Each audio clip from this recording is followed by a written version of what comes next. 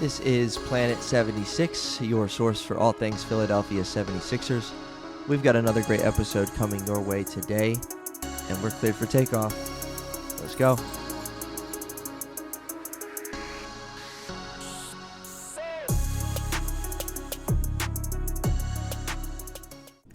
Welcome everyone to Planet 76, officially episode 30. Been a long time coming, been in the works for a while. Very happy to be here. As you know, I'm Michael from Trust to Love. Here I have Troy with me, Planet 76. Welcome. We have some nice discussion coming up. Not too much planned here for us, but again, off the dome, baby. We're just good. We're just way too good to even have anything. We don't even need notes. We don't need it. Before we get to the episode, make sure you guys subscribe to the podcast. Follow us on Instagram. And also, yes, subscribe on YouTube. Again, YouTube's popping, so go check us out on YouTube. If you're not an audio kind of person, go watch our videos on YouTube. But if you are an audio person, make sure you listen to the podcast. Spotify, Apple Podcasts, you know the deal. Let's get into it. Troy, what do we got? What do we got this episode? I just want to say it's very fitting that this is episode 30, the Steph Curry episode. Or wait, Steph Curry's number 30, right? Or the Furkan Korkmaz, isn't he 30? I was gonna say. Wait, no. What number is Steph? Oh, he's 31. 31. What am I saying? Isn't Furkan 30? Furkan is 30. For some reason I thought Seth was 30, but yeah, the Steph Curry episode. So. Yes. I think we start with that one. So this is Sunday night, the 12th. Sixers played the Warriors at home last night on Saturday and got the win 102-93. Steph Curry held to 18 in that one on 6 for 20 from the field, 3 of 14 from 3. Shout out to Matisse Thybulle. I'm sure we're going to talk about him quite a bit. That's a great win. You beat the Warriors, who are the Warriors again. They're sitting at 21-5. One of those losses coming to the Sixers at the Wells Fargo Center, and so you're not going to complain about that. Obviously, like what's not to like, but what did you like in that one? I really liked the fact that the Sixers were able to hold the Warriors to a season low in scoring, and it's funny because it was 93. Well, I believe it was 102-93 was the final score. But it's funny because I was watching the game with I think I was with my dad and my brother or whatever. And I was like, I wonder if the Sixers are going to hold the Warriors to under 90. Because no NBA team scores under 90 very often. But when you have the Warriors, like you mentioned, who barely score under 100, let alone 90. Well, I mean, and again, it was 93, but it was close enough to. Yeah. It was close enough to under 90. It's very impressive. So the Sixers' defense, and also the fact that, again, I'm drawing a blank. Keeping the Warriors from scoring 100 points, and again, 93 points. That's big. A little over 90 points is very impressive. So that definitely stood out to me. Obviously, Thybulle had a lot to do with that. His defense on Steph Curry. So some of the, I didn't watch every second of the game, but what I saw when Thybulle was guarding Steph, and I'm sure the replays are out there, but his on-ball defense on Steph Curry, when Steph Curry actually had the ball in his hands and was doing things with the ball, was like otherworldly. Yeah. He was keeping up with Steph. He was blocking Steph's shots. He was denying Steph shots that Steph Curry gets no matter who's guarding him. It was just amazing. Impressive. Yeah. To hold him to 18, to be the primary defender. I forget what Steph shot with Matisse guarding him. It wasn't pretty, percentage-wise. And I saw something today that said Matisse is the only player in one game to block 2 Steph Curry threes. Wow. Ever. So that's kind of cool. But even as you mentioned, outside of that, he was kind of just a pest. when Steph had the ball in his hands, even when Steph would get a screen, it seemed like, just from if you watch it back, it seemed like Matisse would stay attached. He would just fight through. He would go on him. He was just there to annoy him, and that's kind of what he did. So even when Steph wasn't shooting or he wasn't, like involved in the offense at that level, kind of just running the show or whatever, it looked like Matisse was just annoying him, which is what you want to see. So shout out to Matisse Thybulle. I saw Draymond Green tweeted or something last night. He was like, "Man, I haven't been this mad over a loss in 2 years. It feels good." Wow. So, yeah, something along those lines, just because, I guess a couple years ago they were more relevant than last year, of course. And so kind of interesting words from Draymond. He said it feels good to be upset over a loss again, just because they're kind of back to where they've been in years past. And Klay Thompson's still on the way, so the Warriors are good.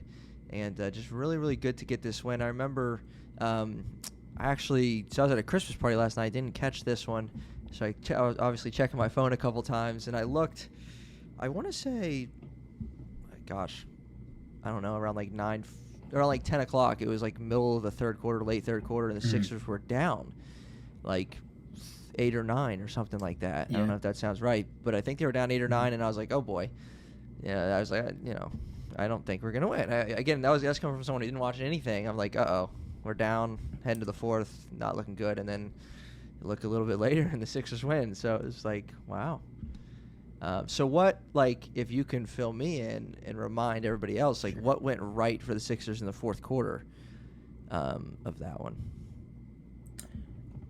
Even having watched the game when they did go down that much, I thought, okay, I don't know if they're going to win this one. The Warriors were just on a streak where I believe Poole, Porter, and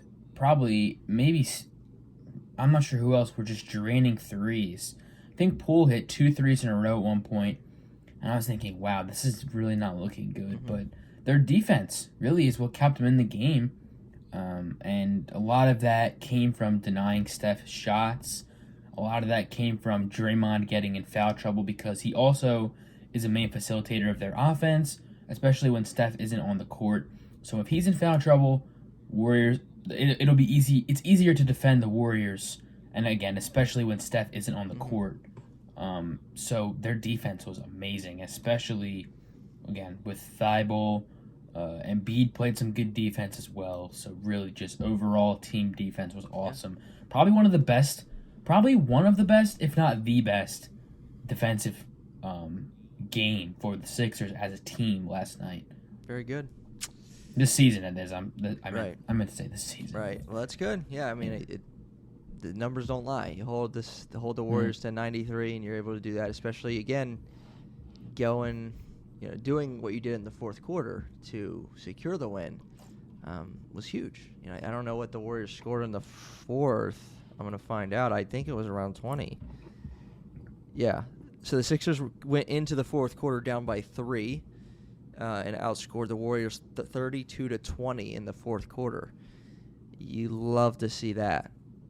Oh yeah. So can't complain. Good stuff from the Sixers there. And then safe to say, Joel Embiid's best game of the season came against the Charlotte Hornets the first night. They played the Hornets on Monday. 2 games in 3 nights. The overtime game against the Hornets, Embiid had 43 points on 15 of 20 shooting, 15 boards, and 7 assists. Followed by, I guess, Wednesday night, he dropped 32 against the Hornets again. Both wins. You love to see it. You love the fact that we predicted that last week on the episode of Planet 76, saying that Joel was going to be a monster against the Hornets just due to the fact that they had no one to guard him. So anything else besides Joel having a breakout kind of week against the Hornets? Honestly, I'm actually surprised. We did talk about this last episode. I'm surprised he played all 4 games. Right. Because there was the back-to-back in there. I'm very surprised. I was half expecting him to sit last night because he played against the Jazz, even though that was a blowout. We'll get into that. And he played the night before on Wednesday against the Hornets again. So very impressed with, I guess Embiid, coaching staff, and I'm sure Doc had something to do with that. So I guess I give credit to Doc. He doesn't always deserve credit, so when he gets it, let's give it to him. I like that. Yeah, you're right though. We're right on the prediction that Embiid was going to go off. Wrong on the prediction that he was going to sit if the Sixers beat the Hornets the first night. But we ain't complaining. Let's just say that.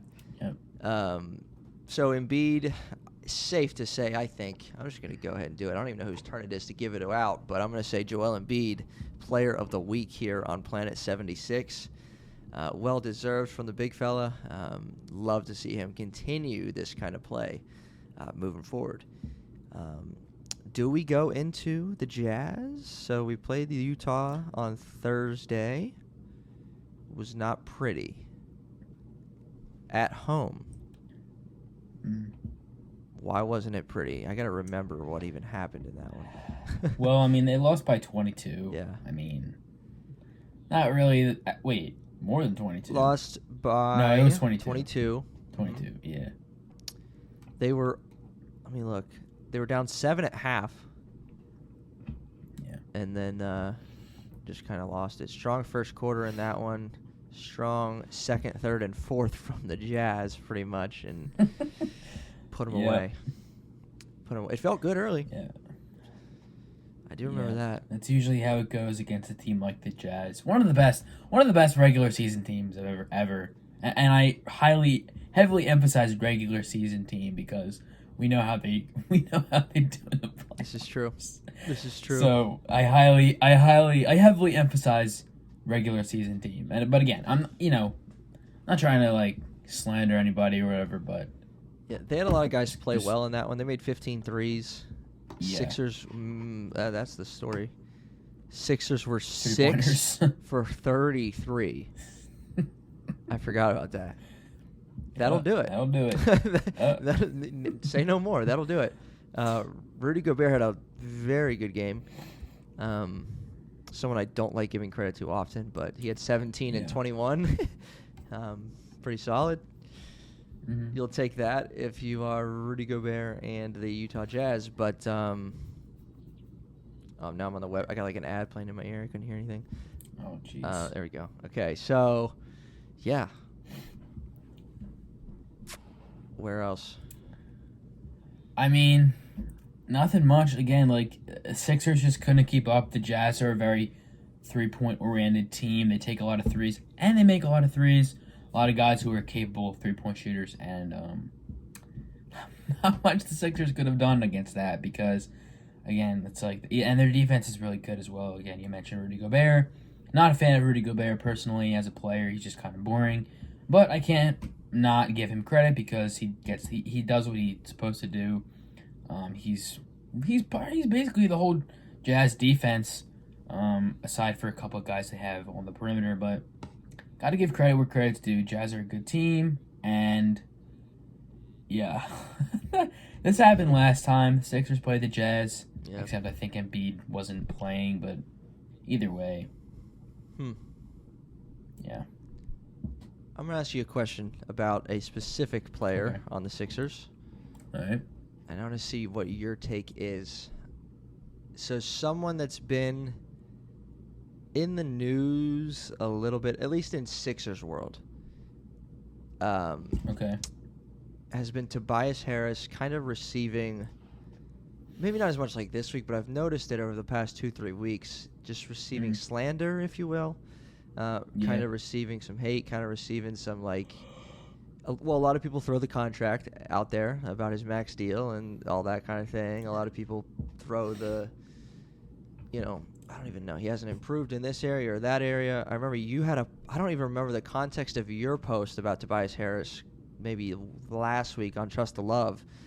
I don't remember if it was a good post or a bad post, but I commented on it like Tobias is good. He's having he's playing well this season. He's improving. And then that was on the Planet 76 side. I said that, not on my own account. Yeah. And I got a couple of comments back at me saying, no, he hasn't, blah, blah, blah, all this stuff. So I just want to know what your take is, and I'll give mine as well, on Tobias Harris, like this season as a whole, how he's doing, that kind of thing. Well, I would say with the small sample size that we have of him, because he missed 9 games. Right. I believe he's only played 17 games out of 27. Yep. So that would be 10. That would be 10 games. So a lot of what's going on probably has to do with that, especially considering the fact that he was out with COVID, and then I believe he had a small injury. So his inconsistency, I don't even know if I would use the word consistency, but his kind of back and forth in and out of the rotation, it's definitely not an issue, but it's definitely probably a reason as to what was going on with him. And also, I mean, he's never been like the most consistent player, and I think we know this, even though for the most part last season he had a great season, and I think a lot of that was probably due to the fact that it was his second full year with the Sixers, I should say. I don't want to say second year because he had that half a year with the Sixers when he got traded here, but probably his second full year with the Sixers, and Al Horford wasn't on the team, Josh Richardson wasn't on the team, so the spacing was a lot better, and he could play his natural position. And I think this season he's just had a rough start, and even still, he's not like, I think he's a great player, and last year I think he should have been an all-star. It's just, like, sometimes players have trouble being consistent, and that's just sometimes how it is, because, again, when you're in and out of the rotation with health issues, with whatever the case may be, it's hard to find your rhythm. Like, being part of a team means being there, like, consistently, not having to deal with any issues. But when you have to deal with things like that, it's harder to get your footing. And I've been saying that a lot, and I've been telling people that a lot. People ask me, like, oh, like, trade Tobias Harris, he sucks. Like, right. You know how that goes. You know those people. But it's just like, number one, they're not trading Tobias Harris. It's like, it's not happening. I don't know why people are kind of like almost wishing for it. It's kind of weird. And second of all, it's like, again, it's something that I need to keep emphasizing because I think it's a major point. Like, he's missed, and the season has been the season is still young, but he's missed half the season. He's missed 10 games, 9 games, and the Sixers have played 27 games. Right. So that's, not quite half the season, but just about. So it's like, you have to actually be part of the rotation for a legit amount of time to find yourself and get in your groove, kind of. Right. See, that is a very good answer for me putting you on the spot like that. Thank you. Solid. I agree. I think that part of the, I don't even want to say issue for Tobias, though. Part of the thing with Tobias Harris this year, the fact is that he's missed 10 games, 9 games, whatever it is. Right. And yes, it can be hard to find a rhythm. And my thing with Tobias Harris, statistically speaking, now I'm not like, obviously we can find things that we watch in a game and say, well, he didn't do that right, he didn't do that right, he didn't do that right, that might not show up in the stat sheet. The things that show up in Tobias Harris averages this year, there's only one complaint, and that's his 3-point shooting percentage, which is low. Other than that, the dude is averaging 19. He's averaging a career high in rebounds. I get that it's only 18 games he's played. He's averaging over 3 assists. The shooting is only 31.5% from 3. But it's like, if you just pull up Tobias Harris stats, averages this year, he's doing what he's expected to do. In terms of points, in terms of rebounds, in terms of all of that kind of thing. And while there's been inconsistencies in his time in a Sixers uniform, but you spend any time in a uniform, you're going to have inconsistent waves, periods. Him coming out of COVID protocol and stuff, that's why he missed games. Like, knock on wood, Tobias Harris is so durable. He's missed 10 games. He might only miss 13. Like the whole season. He's durable. He's going to play every night. And I think that's something that we need. That's something the Sixers need, and he's going to continue to do that. So that's just my thought. I don't think he's having a bad year or anything at all. Now there's moments like the moment against Boston when he got clamped by Al Horford and went backwards with 5 seconds left on the clock. Yes, there's moments, but the dude's good. So I actually got to jump on the Atlantic Files podcast on Monday. You guys should go check them out. They cover the entire Atlantic Division. Pretty cool. And they mentioned Tobias Harris. They offered me a question about Tobias and should they trade him, or if they trade Ben, are they going to trade Tobias too? And kind of gave the same answer. Like now, Tobias Harris' contract, that's another thing, but it is what it is. Tobias is here. One of the things that I said on that podcast was that if the Sixers can get another piece in, because I think when Ben was playing last year, Tobias was viewed, quote unquote, around the league as like the third best player, right? Now Tobias Harris, while being the third best player, he was like the second option to score, as he is now behind Joel. Because Ben was not the second option to score. We know that. I think if the Sixers can get a better second option in a deal for Ben or whatever it is, and you move Tobias Harris to the third option to score, which is tough. Tobias Harris is a very good scorer. And if you have Tobias as the third option, he's going to thrive, I think. And that's scary for teams around the league. If Tobias Harris is your third best scorer, watch out. Now who does that mean the Sixers go get? I don't know. But that's just my thought. I think that takes a lot of pressure off him. Do I think he can be the second scoring option on a good team? Yeah. Do I think he can be the second scoring option on an NBA championship level team? I don't know. We'll put it that way. That's my rant. I don't know how you feel. No, I mean those are really great points. And to your point you made about if the Sixers are able to get someone that's sort of above Harris but below Embiid in terms of scoring and taking shots, right. I think Harris will a lot of the pressure will be off of him to be that second guy. A lot of pressure will be off of him to like perform, and obviously he still will perform. He still will have some solid production, but a lot of the microscope won't be on him as much as it is right now. And I think a lot of to your point about the 3-point shooting earlier too. He's making the same amount of threes he has the past 1, 2, 3 seasons, but he's also taking more threes. Last season he took 3.4 per game. This season he's taking 4.1. So almost a whole extra shot. And I think that also takes some time to adjust to, because if you're taking a higher volume of shots, you probably need to adjust to making that higher volume of shots too. And I feel like that's another element of him finding his rhythm and footing kind of thing. Okay. I like it. This is a good segment right here, I'm just going to say. Yeah, I like for it. Sure. But I also think that it's a lovely transition. So, if Tobias Harris can move from being the second option to score, and again, we can use that term very loosely, like, because no matter who the Sixers bring in, if they bring someone in, I'm willing to bet he's going to be someone that's going to average over 15, maybe 20. And if he's a point guard, Tobias Harris therefore moves to be the third quote-unquote option to score. So Ben Simmons, number 25, has been in the news lately. Don't roll your eyes.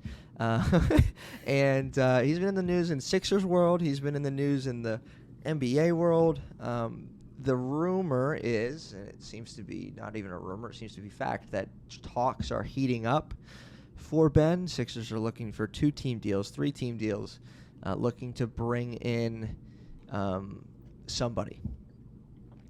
They're feeling like it's time. Do we have any idea what any of this means? Like as far as a timetable, as far as what a package could look like, who they might be eyeing? Seen some stuff. Obviously, Damian Lillard. I've seen some stuff about him this week. Seen some stuff about Shai Gilgeous-Alexander. Anybody else linked to Ben that's worth noting, or anything about this whole fiasco that you want to shed some light on? Well, I mean, not much really to say from my end. Mostly just the fact that a lot of things came out. I believe it was probably Thursday or Friday. The I'm not sure what it even is, but December 15th, some sort of milestone on the NBA calendar where like almost the entire league is trade eligible. So that means that the players that were signed in the offseason cannot be traded. And for those that don't know, which how do you not know, a lot of really good players were signed in the offseason. A lot of free agents made their way to new teams this offseason, and a lot of guys signed contracts, whether it be like extensions or new contracts with current teams. I believe it's 80-something% of the league is now trade eligible after it was.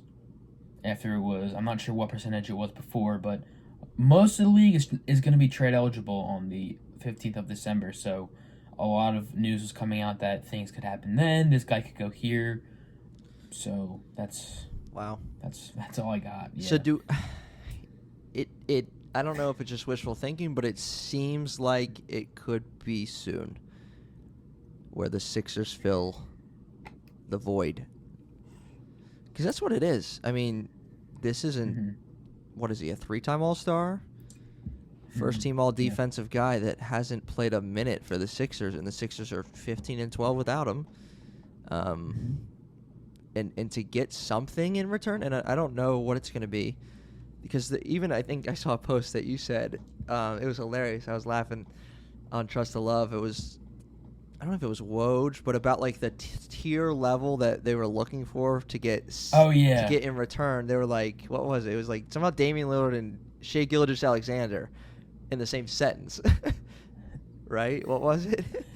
It was like the Sixers are apparently, I forget who said it, yeah. The Sixers are apparently looking for someone in the Shai Gilgeous-Alexander, Damian Lillard tier.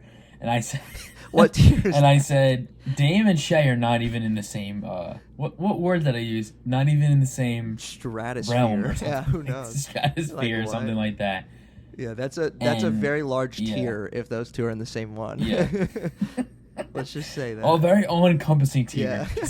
They're looking for an NBA player. No, not to disrespect Shai like that, but they're just different. But yeah, so whether it's a Damian Lillard, whether it's SGA, whether it's De'Aaron Fox, Halliburton, something's going to help. You know, they're going to get a competent NBA player who can perform, and it will make this team better. You know, I have faith in Daryl Morey, and we've voiced that several times on this podcast for months now about this Ben Simmons deal. Like, he's going to get something that's going to help this team, and we're certainly okay with the wait. I mean, it's been 27 games, and our heads above water for the Sixers in a sense where, I mean, we're only 4 back in the Eastern